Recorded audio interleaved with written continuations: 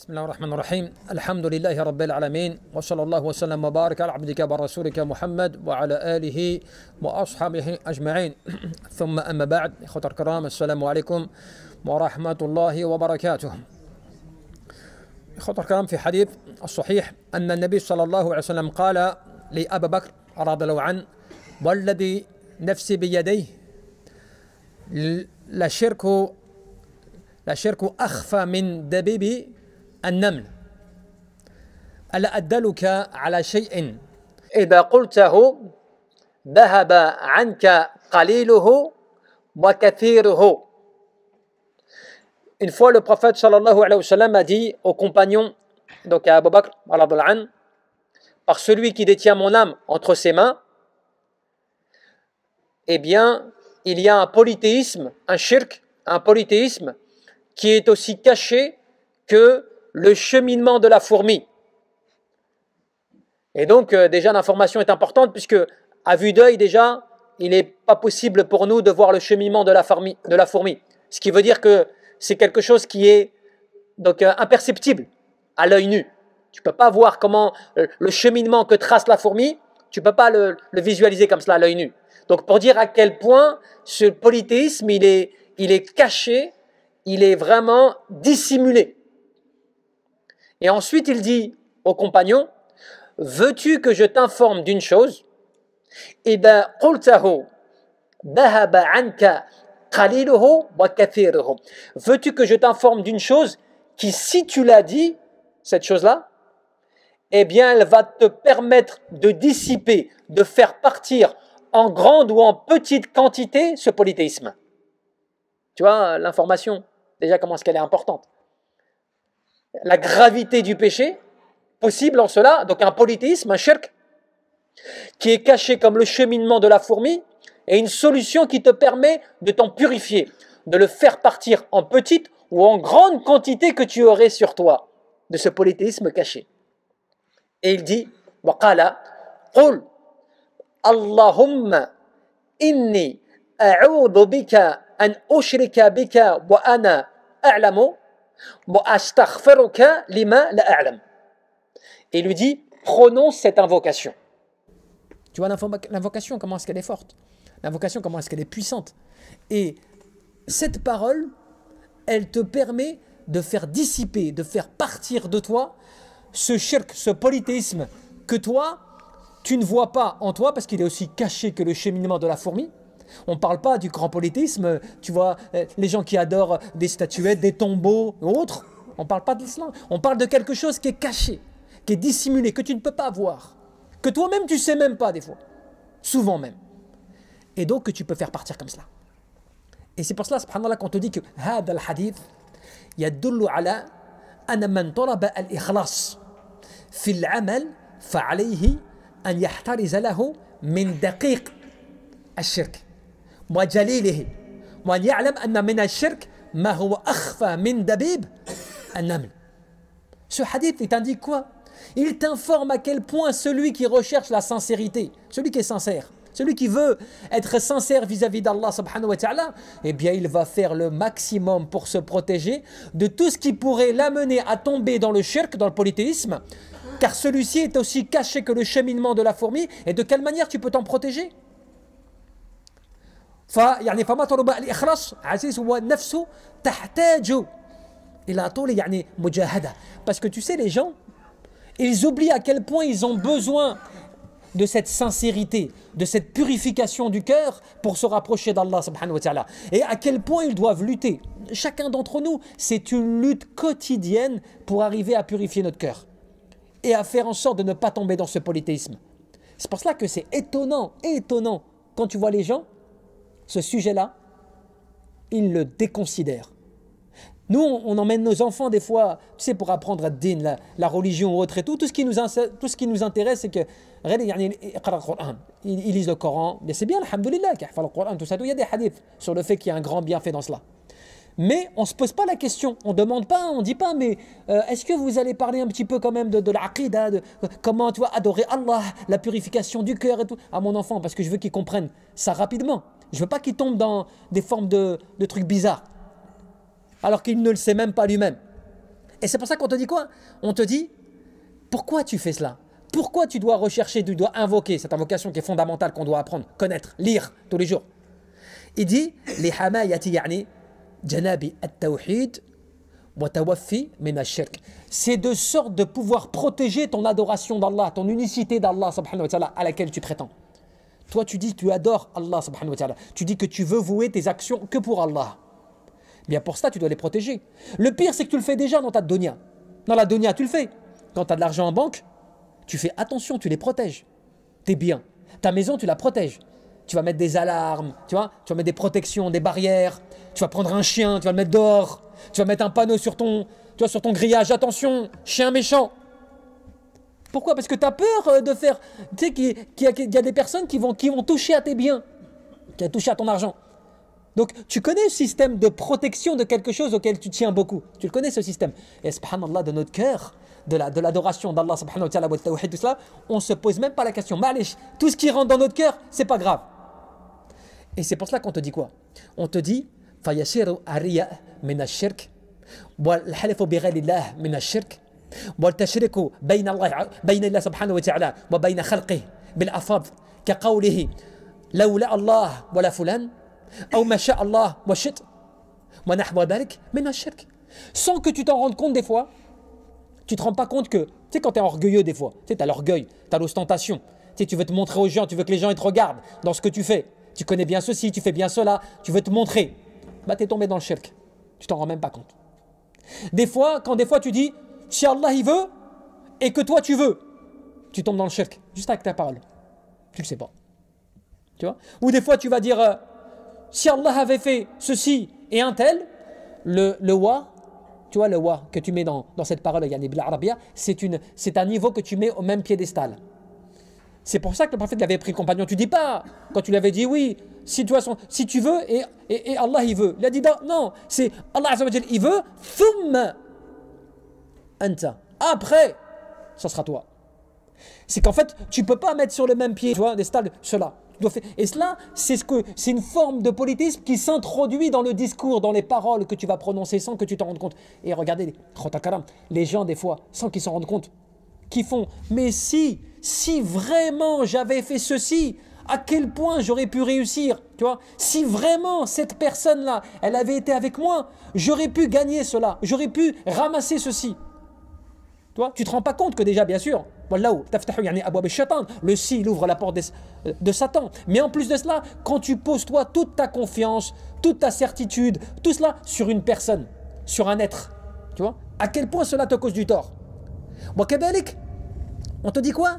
On te dit, regardez ces quelques paroles qui sont magnifiques et qui te permettent de bien comprendre. Comme ça, tu comprends bien à quel point ce sujet il est fondamental, ce sujet il est non négligeable, à quel point on doit, tu vois, le comprendre, l'analyser, essayer de rentrer dans les détails. Regardez ce que Ibn al-Qayyim il te dit.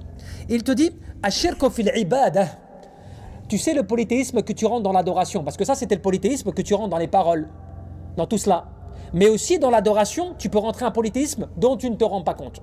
Il dit ashirku fil ibadah yasduru mimman ya'taqidu annahu la ilaha illa Allah wa annahu la yadurru wa la yanfa'u wa la yu'tu wa la yamnu'u illa Allah wa annahu la ilaha ghayruhu wa la rabba siwahu. Regarde bien ce qu'il te dit. Il te dit le polythéisme dans l'adoration, c'est celui qui fait que la personne, elle croit qu'il n'y a pas de divinité qui ne mérite l'adoration si ce n'est Allah. Elle croit que c'est Allah qui est capable de faire toute chose, qu'il n'y a rien qui ne puisse te toucher si ce n'est Allah. Elle croit que c'est Allah qui empêche, qui protège ou qui empêche que tu puisses obtenir quoi que ce soit. Il sait que c'est Allah qui donne. Nul ne peut donner en dehors d'Allah. Il sait tout cela. Il sait qu'il n'y a personne qui ne peut décider si ce n'est Allah subhanahu wa ta'ala. Qu'il n'y a pas d'autre Seigneur si ce n'est Allah. Donc on voit bien que là c'est quelqu'un qui est muwahhid, quelqu'un qui est dans l'unicité d'Allah subhanahu wa ta'ala. Tu vois, bi'abdallah azza wa jal. Il adore Allah. Walakin la yakhuss Allah subhanahu wa ta'ala fi mu'amalatihi. Mais il ne consacre pas tout cela dans ses actions, dans ses œuvres. Il le croit avec son cœur. Il en est convaincu avec son cœur, mais il ne le reproduit pas, il ne le réalise pas dans ses actions. C'est-à-dire, yani wa'ubdiyatihi وبل يعمل لحظ يعني نفسي تارة ولترى الدنيا تارة ولترى يعني الرفعة والمنزلة والجاه عند الخلق تارة فلله من عمله وسعيه نصيب. Voilà ce qu'il fait. C'est ce qu'il fait. Des fois, eh bien, cette personne qui croit en tout cela, eh bien, pour un intérêt mondain, elle va lier Allah avec son intérêt mondain. Elle va s'attacher à un intérêt mondain sur lequel elle va miser. Ou bien, pour une question de position, de poste ou de pouvoir. Elle veut obtenir un pouvoir, elle va se mettre en avant. Elle va, tu vois, se comporter au point qu'elle ne va pas s'en remettre à Allah.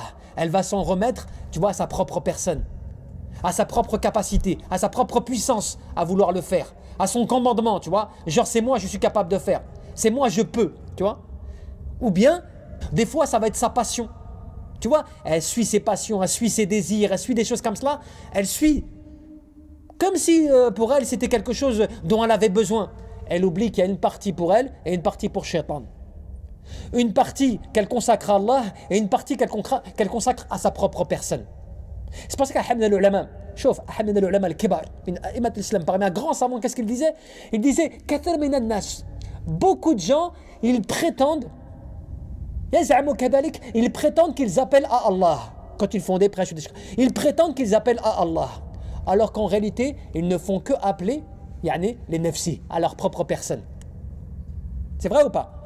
Tu as des gens des fois, même quand tu as l'ilm, tu as des gens des fois qui ont la science, hein, mais dans leurs paroles, dans leurs discours, dans leur da'wa, ils font tout pour que les choses soient revenues vers eux, qu'ils les rassemblent vers elle, vers sa personne. Pas pour Allah subhanahu wa ta'ala, pas pour le fait que ça soit la parole d'Allah qui prédomine. Non, pour que ça soit elle qui soit mise en avant, pour que ça soit elle qui soit entendue plus que les autres. Qu'est-ce qui se passe dans ce cas-là? Et là, tu tombes dans, tu vois, l'amour de ta propre personne, l'amour, tu vois, de tes intérêts personnels. Et là, c'est là que tu commences à, tu vois, à tomber dans ce polythéisme aussi caché que tu vois, que le cheminement de la personne, que le cheminement de la fourmi. Regarde ce que te dit Ibn al-Qayyim. Il te dit, regardez bien, après qu'il a expliqué tout cela, il dit, وَهَذَا حَالُ أَكْثَرِ النَّاسِ وَهُوَ الشِّرْكُ الَّذِي قَالَ فِيهِ النبي صلى الله عليه وسلم الشرك في هذه الأمة أخفى من دبيب النمل. Il te dit quoi? Il te dit, cette situation-là, tu as vu les gens qui tombent dans cela, qui œuvrent pour eux-mêmes, qui aiment le pouvoir, qui suivent leurs passions et leurs désirs, qui œuvrent uniquement pour les intérêts mondains, des choses comme cela. Il dit, ce sont la plupart des gens. Ce sont la plupart des gens. Des fois, tu as des gens, imagine, vous voulez qu'on fasse un test un jour? On fait un test. On va proposer aux gens d'emmener tous leurs enfants à venir étudier le dogme de croyance et tous ses intérêts et tout ce qui peut s'opposer. Cours gratuits, offerts, tous les samedis dimanches. Alors venez avec moi, le nombre de personnes qui ne vont pas venir, pas le nombre de personnes qui vont venir, le nombre de personnes qui ne vont pas venir et le peu de personnes qui vont venir. C'est pas intéressant. Vraiment. Même si dans les paroles, dans les paroles, tout le monde dit oui, c'est important, mashallah, c'est très important. Mais il n'y a pas d'effort, peu d'effort. Parce que c'est pas quelque chose, tu vois, qui est très intéressant. Tu vois, c'est pas quelque chose qui est, tu vois, qui est attrayant, tu vois. T'as pas envie de, tu trouves pas trop d'intérêt à cela. Alors que subhanallah, c'est là, tu vois. Toute ton adoration, même son vécu, quand il va grandir, sa relation avec les gens, sa relation dans sa dunya, dans ce bas monde, dans son travail, tout est construit sur cela. C'est-à-dire que si ton cœur, tu l'as purifié et tu l'as mis en garde à toutes ces choses-là, ça va le protéger de beaucoup de choses. D'énormément de choses. Et ça va faire qu'Inch'Allah, il pourra espérer que ses œuvres soient acceptées par Allah subhanahu wa ta'ala. Quand tu vas à Mecca, tu vas à la Mecque, t'imagines, tu es là-bas, tu as fait des efforts, alhamdoulilah, tu t'es préparé, machallah et tout, et tu es près de la Kaaba, tout ça, tout, et tu commences à embrasser les tissus, tu commences à te frotter le visage avec, tu vois, tu vas sur le maqam d'Ibrahim, tu l'embrasses, tu sais, c'est ton cœur qui t'amène à faire cela, tu dis non, mais c'est pur, tout cela, t'imagines, la pierre, tu te colles, tu te dis, tu vois, alors que Omar, la pierre noire, tu vois, la pierre noire, subhanallah, quand il l'a embrassé, Omar ibn Khattab, qu'est-ce qu'il dit? Il l'embrasse et il dit, je sais que tu n'es qu'une pierre. Et si je n'avais pas vu le prophète Mohammed t'embrasser, je t'aurais jamais embrassé. Tu vois la compréhension du din. Tu vois comment ils comprenaient cela. Et c'est pour cela que Ibn al-Qayyim te dit quoi? Il te dit parce que ce polythéisme, il est aussi caché que le cheminement de la fourmi. Et c'est pour cela que les compagnons, ils ont été étonnés. Kayfa nanju minhu ya Rasulallah. Oh, envoyé d'Allah, comment on peut s'en protéger? Regardez comment est-ce qu'ils avaient peur. Regardez comment est-ce qu'ils avaient peur. Ce hadith, il y en a beaucoup qui le connaissent. Cette dua, il y en a beaucoup qui la connaissent. Pourtant, quand tu la transmets, elle n'a pas forcément d'impact. Alors que les compagnons, quand le prophète leur a annoncé cela, qu'est-ce qu'ils ont fait? Ils ont eu peur. Kayfa nanju minhu ya Rasulallah. Comment on peut s'en protéger ya Rasulallah? La peur. Tu sais pourquoi ils avaient peur aussi? Parce que eux, ils connaissaient la jahiliya. Ils connaissaient l'époque pré-islamique. Ils connaissaient, tu vois, l'époque où les adorations, les statuettes et tout cela, tu vois. Ils connaissaient tout cela. Et ils ne voulaient pas qu'il reste de cela dans leur cœur. Ils ne voulaient pas que, tu vois, voire même le racisme. Tu as vu le racisme? Ça aussi, c'est une min sifat al-jahiliya. C'est pour ça que nous, quand on réfléchit à tout cela, c'est un exemple, tout cela, on doit se dire, il y a des choses qu'on fait, qu'on dit, tous les jours dans nos vies, mais on ne se rend pas compte l'impact. Et Shaitan, c'est ça qu'il aime. Shaitan, c'est ça qu'il aime. Tu sais, parce que Shaitan, il sait qu'il va pas t'emmener à adorer des statuettes ou là, adorer des pierres ou la hagda. Non, Shaitan, il va pas te pousser à cela. Shaitan, il va t'avoir sur des choses comme cela. Il va dire, c'est pas grave ce que tu viens de dire. C'est pas grave ce que tu penses. C'est pas grave ce qu'il y a dans ton cœur. C'est pas grave. Mais allez, mais tu dis pas cela. C'est pas des sujets importants, cela. C'est pour ça que tu entends les gens dire, c'est pas important. C'est important, c'est comment le musulman, il peut monter demain une société où il va faire que, tu vois, la bourse, il va faire quelque chose sans intérêt. C'est important tout cela. Peut-être, fait de dunya par rapport à aider la communauté ou là, des choses comme ça.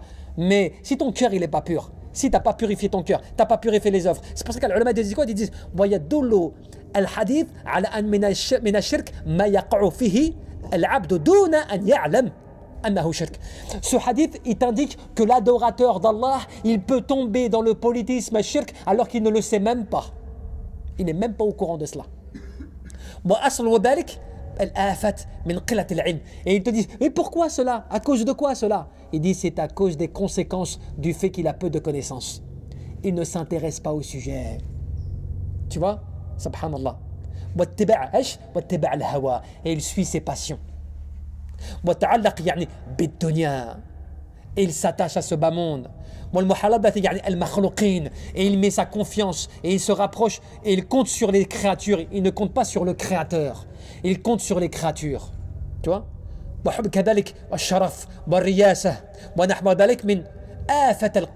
Et qu'est-ce qu'il fait? Il compte sur son pouvoir. Il aime la notoriété, il aime, tu vois, la gouvernance, il aime avoir le pouvoir. Et tout ce qui ressemble à cela, qui sont des causes destructrices de ton cœur. On va terminer cela, ibadallah. Regarde l'exemple. Après qu'on a bien compris tout cela, un exemple que je vous donne. Vous savez, al-ulama, et cela c'est l'imam al-Dahabi, rahmatullah alayhi. L'imam al-Dahabi, fi kitabihi, Siyar A'lam al-Nubala. Une encyclopédie magnifique, dans laquelle il cite la biographie de l'imam al-Bukhari. Et qu'est-ce qu'il dit? Il dit comme quoi il y a quelque chose qui est réputé. Yani bayna an-nas ajma'in. Les gens sont unanimes pour dire as-sah al-kitab al-kutub ba'da al-Qur'an al-Aziz, le livre le plus authentique après le Coran, al-Qur'an, as-sahihayn, ce sont les deux authentiques, al-Bukhari wa Muslim.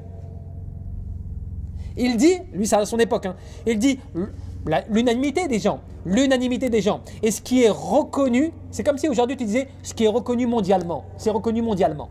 C'est comme s'il disait cela. C'est reconnu par tous que le livre le plus authentique après Al-Qur'an, il disait, ce sont les deux authentiques. Et dans une autre riwaya, il disait Sahih al-Bukhari, c'est Sahih al-Bukhari. Mais ce qui est très intéressant, c'est quand il explique, il donne sa biographie, après il dit La'alla hada. Cela est dû à quoi? Il dit la'alla hada min barakati an-niyah as-salihah lil-imam al-Bukhari fi sahih. Et qu'est-ce qu'il dit? Il dit cela est la cause de sa grande sincérité à l'imam al-Bukhari dans son sahih. C'est-à-dire, quand il a fait ce travail, il l'a fait avec un cœur dévoué, sincère, voulant être utile, pas pour lui-même, pour la Ummah, pour la communauté. Ce qu'il voulait, c'était quoi? Protéger les paroles authentiques du prophète Mohammed. Qu'est-ce qu'il voulait? Il voulait transmettre une science qui soit profitable à tous, pas à son intérêt personnel. Donc cela l'a poussé à avoir une sincérité dans son travail, dans sa recherche. Et aujourd'hui maintenant, est-ce qu'il le savait lui, qu'on parlerait comme cela de lui? Est-ce qu'il savait lui, que les gens diraient, ton livre, il va devenir le livre le plus authentique après le Coran? Mais c'est une mu'jiza, c'est un miracle. Il y a plein de choses comme cela, des ulama. L'imam al-Nawawi, même l'imam al-Nawawi, il te dit intifaqa al-ulama wal muslimin, unanimité des savants et des jurisconsultes. Anna sahihayn, les deux sahih, al-Bukhari wa Muslim, ashah al-kutub, yani ashah al-kutub. C'est le plus authentique des kutub, des livres. Ba'da yani le Coran al-Aziz, après le Coran. C'est pas quelque chose qui est méconnu, hein, mais c'est pour vous donner un exemple que quand tu purifies ton cœur, tu purifies ton intention, tu fais attention à ce que ton intention ne soit pas falsifiée, gâchée, entachée par des choses dont tu ne sais pas, eh bien tu dois apprendre cette dua. Tu vois, de rechercher en multipliant cette invocation, parce que tu espères qu'à travers cette invocation, tout ce qu'on vient de se dire là, tout ce qu'on vient de se rappeler, eh bien qu'au moins, si je ne sais pas, ou si je me trompe, ou si je crois que c'est un bien alors que c'est un mal, des choses comme cela. Tu vois, je vous parle même pas, parce qu'il y a plein d'exemples. Hein. Le Coran que tu mets sous ton lit, ou que tu mets je sais pas quoi, dans ta voiture, la main Fatma, tu sais, la mode, là, les sacs avec la main de Fatma, tout ça, qu'ils appellent ça comme cela. Tout, plein de choses, plein de choses, que les gens même, ils disent non, mais j'y crois pas vraiment. C'est juste parce que c'est beau, parce que c'est bien, parce que j'aime bien. Tu vois. Mais au fond de toi-même, peut-être il y a quelque chose quand même. Eh bien, ce quelque chose-là, tu as vu ce quelque chose-là, sur lequel tu as un doute, Rabbama, c'est possible que ça soit ce truc-là, tu as vu qu'on te dit là, aussi caché que le cheminement de la fourmi. Et Shaitan, il te l'a bien caché, tu vois, pour pas que tu donnes de l'importance. Mais allez, c'est pas grave, tu vois, c'est pas si grave que ça, il y a pire. Il y a pire. Shaitan, c'est ça qui te dit, hein. Ça, c'est pas grave, ça. Regarde ce qui se passe ailleurs, c'est pire. Qu'est-ce que tu me parles de cela? Regarde les musulmans, comment ils sont déjà, ils sont pas bien, tu vois, ils sont pas bons, tu vois. En fait, ils te détournent au maximum et toi, tu crois que c'est toi qui te parles à toi-même ou que c'est les gens qui te conseillent, alors que ça, c'est que, tu vois, les wasawis de Shaitan qui a réussi à détourner des gens, il les a utilisés comme son armée parmi le djinn wal ins pour essayer de détourner le maximum de personnes parce qu'il sait que Allah Jalla fi'ala ne pardonne pas ce péché. Tu as vu la stratégie? ونعوذ بالله من ذلك ونسأل تبارك وتعالى أن يرزقنا الإخلاص في القول والعمل والنية اللهم ربنا فاغفر لنا وارحمنا